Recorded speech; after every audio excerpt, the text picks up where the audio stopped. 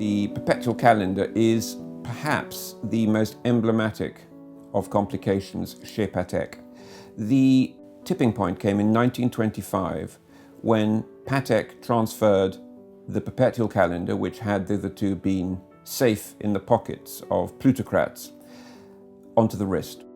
Patek Philippe signaled the fact that the wristwatch was now to be taken seriously, and that reference 97975 is one of the most historic timepieces of the 20th century.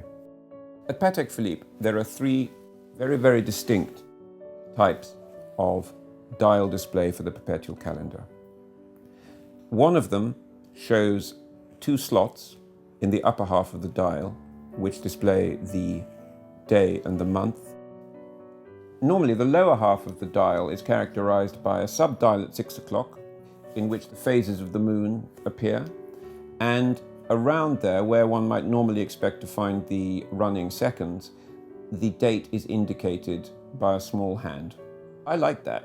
I think it's a great looking watch.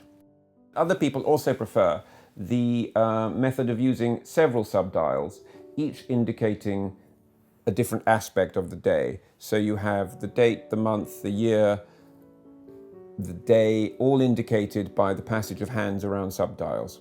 The third major and very, very distinctively Patek way of presenting a perpetual calendar is by the use of a retrograde indicator that shows the days of the month, almost as if they were indicating the floors upon which an old-fashioned elevator has stopped.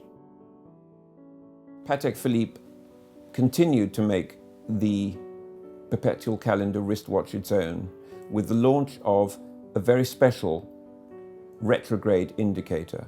And then, with the 1526, it became the first watchmaking house to put the perpetual calendar wristwatch into series production. So in the space of not even 2 decades, Patek Philippe had set its stamp unequivocally on the field. Another aspect of the continuity that I so like about the perpetual calendar is the fact that one of the most emblematic of the movements, the 240, which was introduced, I believe, in 1977, has been modified, and it was the first of the wristwatch complications to appear after the so-called quartz crisis, and was in a way a herald of the new age of the mechanical complication. It was a perpetual calendar using the 240Q that appeared, I believe, in 1985. That watch, the reference 3940, again was historically important in that it was, if you like, an amuse-bouche for the horological banquet that would follow, with the launch of the Caliber 89 for the firm's 150th birthday, and the subsequent cascade of complications that have delighted collectors ever since.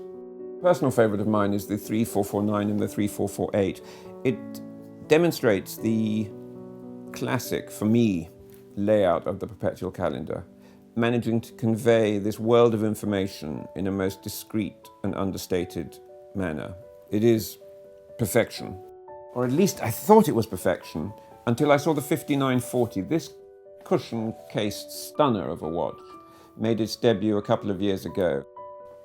For me, there is something really magical about this watch.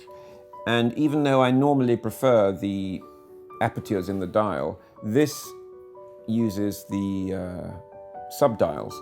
And my only sadness is that my eyesight is deteriorating at such a rate that it may be soon too late for me to actually acquire one of these things.